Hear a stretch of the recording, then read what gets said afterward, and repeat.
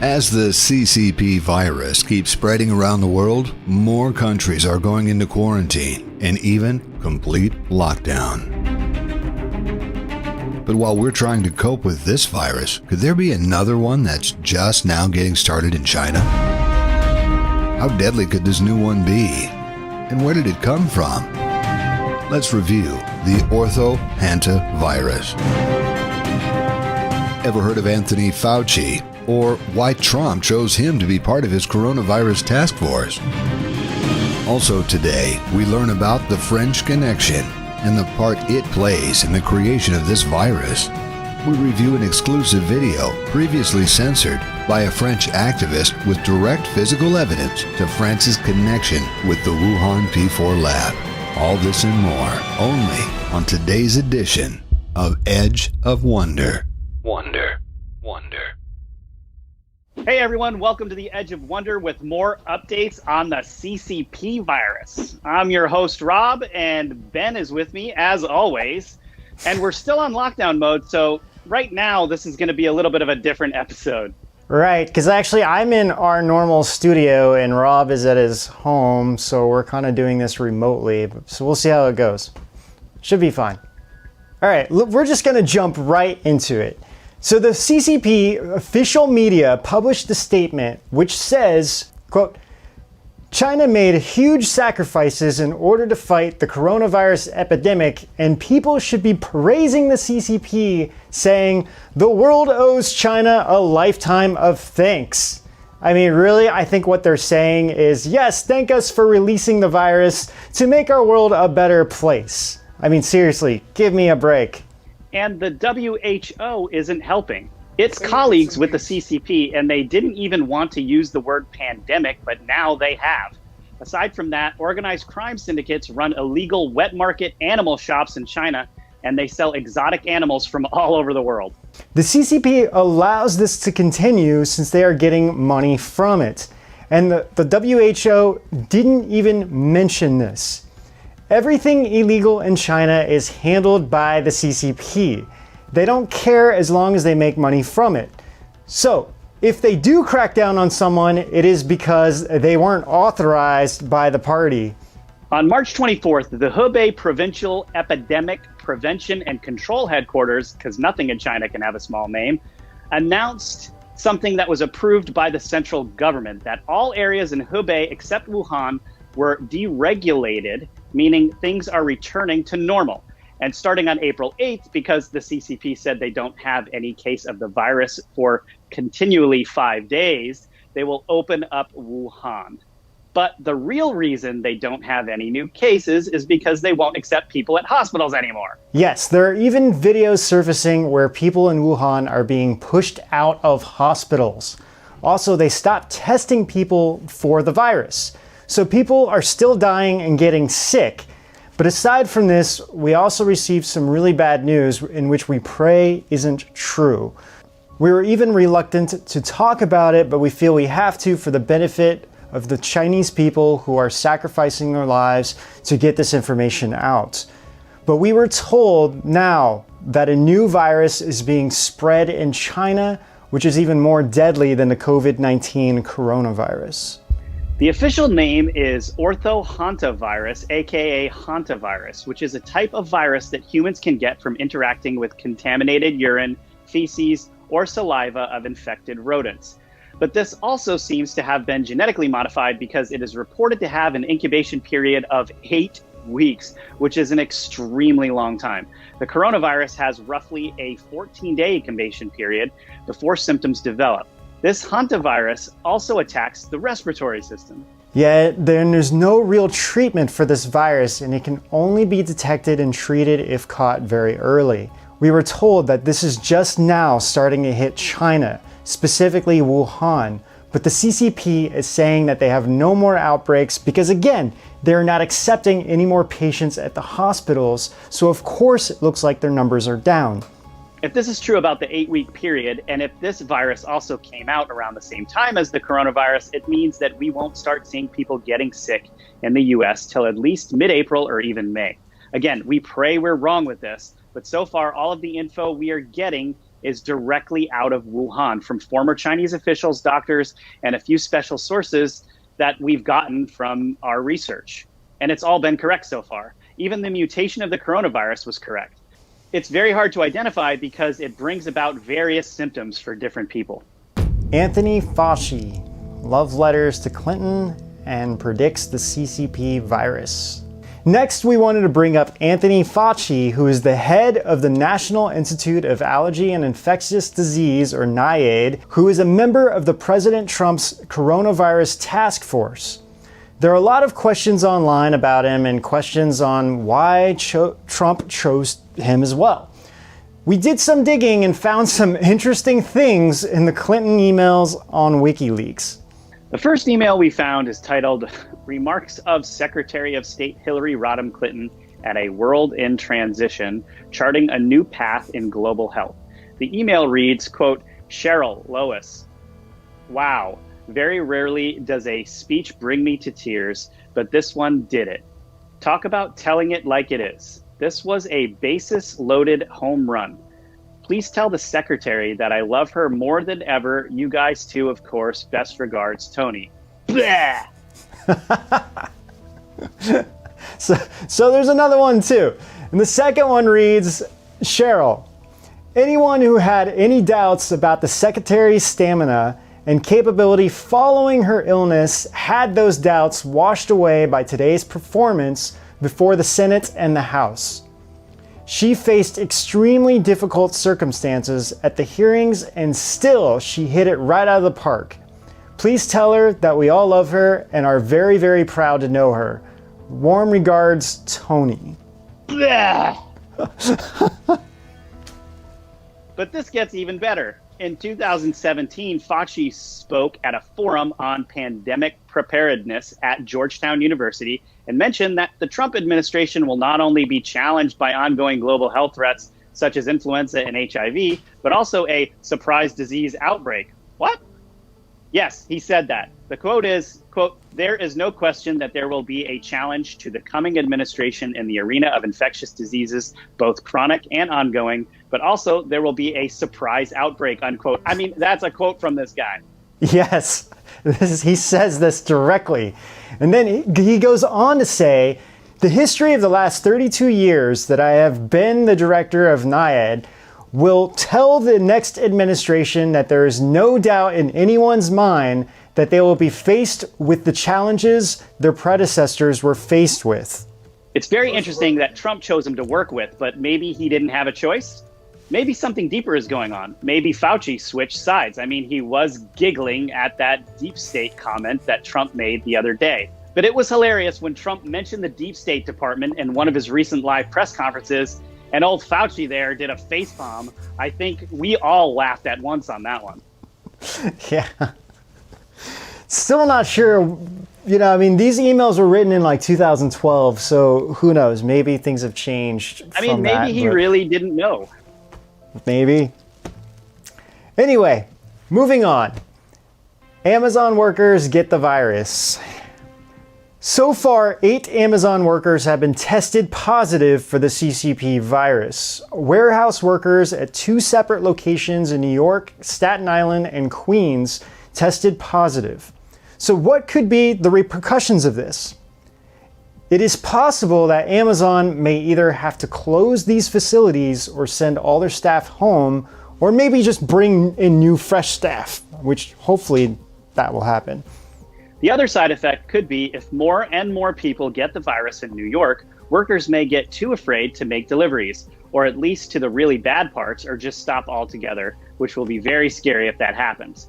Also on March 27th, our corrupt Mayor Bill de Blasio said that New York City will likely stay on lockdown until May. And if what we're saying is true about the second outbreak hitting China now, we might get hit again in May. This is going to be a rough ride for everyone if this is true. Yep, it sure will be. One world government. Well, in other news, the former British Prime Minister Gordon Brown is now saying we need a one world government to cope with the spread of the COVID-19 virus, or what we call the CCP virus. Yes, he is actually saying this. So if you thought that the idea of the one world government was just a crazy Illuminati conspiracy and still don't think it's real, maybe you should just go back to sleep. There are so many issues with this, such as what if China places their own person at the top or buys them out or blackmails them? How would this be regulated? Even Nigel Farage, the leader of the Brexit Party, a founding member of the UK Independence Party, said in a tweet, quote, "Gordon Brown doesn't get it. Globalization is the cause of our problems, not our savior," unquote. What is great is that English Catholic writer Lawrence England tweeted in response to Brown's call for a New World Order, more disturbing than naive. He wrote, "Gordon Brown does get it. The one world government is about sheer power over populace, not about helping people. They want a world of slaves. He was a key Bilderberg attendee." Boom, mic drop. According to Bilderberg.org, yes, there is such a thing. Gordon Brown is named as the global leader for tomorrow by the World Economic Forum. We also did a massive episode on the history of the Bilderberg Group on our edgeofwonder.tv, which will be published this week, so be sure to check that out. Question: who created the New World Order? How did it actually come to be? What are some of the organizations involved? Well, ever heard of the Council on Foreign Relations? The Bilderberg Group? The Trilateral Commission? The Club of Rome? The Royal Institute of International Affairs? And of course, the United Nations. What do all these groups have in common anyway? Most of all, what are their true objectives? Prepare for a brand new series called The Roundtable, only on edgeofwonder.tv. Get access now. But just about any high-profile person you can think of has pretty much been at these Bilderberg meetings, including, you have David Rockefeller, Bill Gates, Bill and Hillary Clinton, Angela Merkel, Tony Blair, various Rothschilds, and oh my gosh, so many more, including within the Chinese Communist Party. But just kind of as a side note, Donald Trump has never been invited nor ever been to a meeting, but Jared Kushner was recently. Recently, a French activist uploaded a video to YouTube and to other social media platforms where he talked about the French connection to the Wuhan P4 Lab. It is being deleted on all platforms and currently it isn't found online anymore anywhere. We downloaded the video and had someone transcribe it for us, so there. This video made such an impact that it forced the French manufacturer company Pasteur Institute to publish a statement on their website in an attempt to debunk its claim, even though the video was only up for 1 day. So the person in the video describes a lot of the documents that he personally had related to the patent of this virus. For starters, he mentions that the inauguration day of the P4 Lab in Wuhan was dated February 23, 2017, and that the CEO of INSERM, Mr. Yves Levy, was the person who inaugurated the lab. Levy is married to Agnes Buzyn, who was the Minister of Solidarity and Health till she stepped down in February. Right now, doctors in France have filed a lawsuit against her and a few other French officials. It argues that she and her colleague were aware of the danger and had the means of action, which they nevertheless chose not to exercise. So in this video, this French guy explains what he found, which is similar to what we found in our first few episodes on the CCP virus. He said that his team found 2 strains of the virus and it had a match to SARS from 2003. So we stated that the virus has parts of SARS, specifically the H spikes, which are nearly an exact match as the SARS virus. Only about 4 things are different. And then the envelopes, which are the outer layer structures of some viruses that encloses the capsid of the virus, and the capsids are the protein shell of the virus. The envelope is an exact match to another virus in a gene bank in China, which was submitted by the Nanjing military. So basically, this means that it would be impossible for this particular strain of virus to happen naturally, since it has both of these connected to it. However, they found a European patent for a new strain of coronavirus associated with SARS and its applications. We will show you the document now. He says the patent was under number EP1694829B1. He goes on to say that they took two viruses, with one sample being studied in Hanoi, Vietnam, which was in 2003. He proves this by showing the description on page 3 of the patent. Under 0001, it says, quote, well, it says it in French, but this is what it translated in English. The present invention is related to a new strain of coronavirus associated with severe acute respiratory syndrome, or SARS, from a sample listed under the number 031589 and sampled in Hanoi, Vietnam. He goes on to say that there is a team of them working on this, but that no one else wanted to use their names for the video.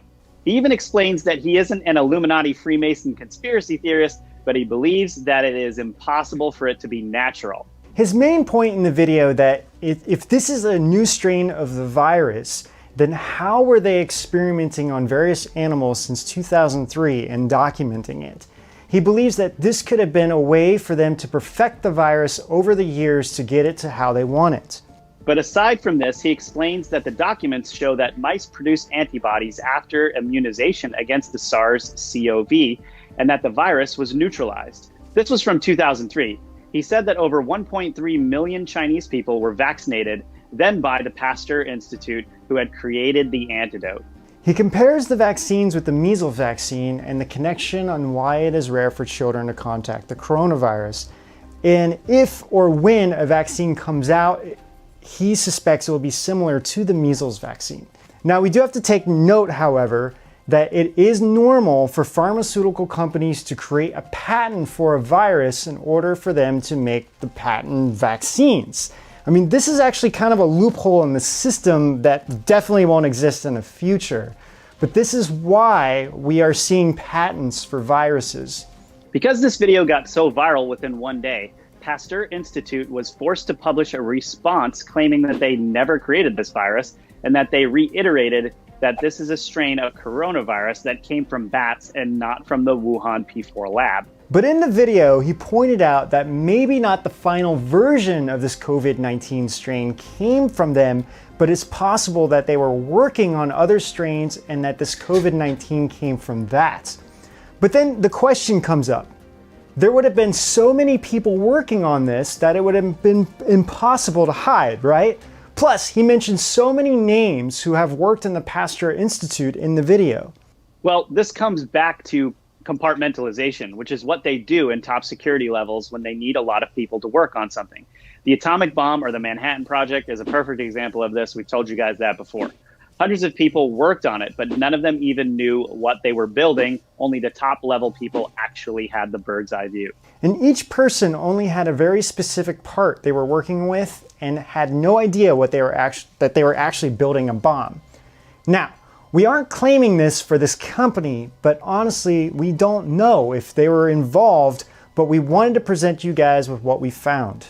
However, we do know that the Harvard professor Charles Lieber was arrested and was involved in building the P4 Lab and even got his own research team in China for helping the CCP. And now the president of Harvard, Lawrence Bacow, and his wife both have the virus. So do they really have the virus?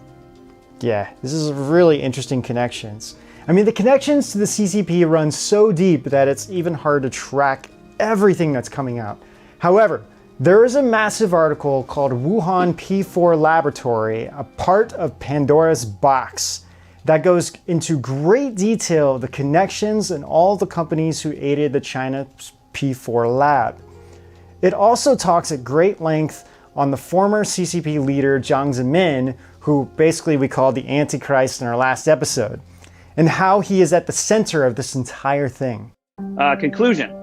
This is what we'll cover in our next episode, along with more updates and other things. We also know that there's a lot of conflicting information out there being said by a lot of different people, but one subject we know more than anything else is basically China. A lot of Chinese insiders are secretly still part of the CCP and deep down still want to protect their homeland. Some are for Xi Jinping and others are for Jiang Zemin. So you must know what side they stand on before you make any assumptions. And many people don't understand the war between these factions, and this still may not be enough to decipher. Yeah, I mean, it's very, very confusing. China has the most twisted and confusing regime in the world, and it's going to be hard for people to sort through who is truly on which side. Some of it is going to be real, and then, this disinfo will come in following the real stuff, just like what the deep state does over here. So one way to test it is to see if they truly quit the party, and not just quit the party, but are trying to get others to quit as well. There are other methods too. I mean, we trust our own sources because many have risked their lives to get the real info out, and some have even been arrested. All of them despise Jiang Zemin and his gang of scoundrels and want to see the CCP destroyed. It's very hard for the world to understand what's going on in China, and people don't understand how evil the CCP is. Imagine a regime so evil, officials within the party would gladly kill their own family members if they don't agree with the party's wishes. If they would do this to their own family, they would do anything against the world. Yeah, because of this, we really think President Trump needs to put a ton more pressure on the Chinese leader Xi Jinping. We know he didn't release the virus, but we know he is covering up for those who created it and covering up the real numbers of deaths in China, which is in the millions. And to be clear, we don't know what President Trump and Xi Jinping are discussing behind closed door. It very well could be that Trump is putting tons of pressure on him, just to be fair. Although we do feel currently publicly he's being a little too soft on the CCP and needs to put a ton more pressure on him to force him to work with international authorities and not just the World Health Organization, which the CCP has in their back pocket.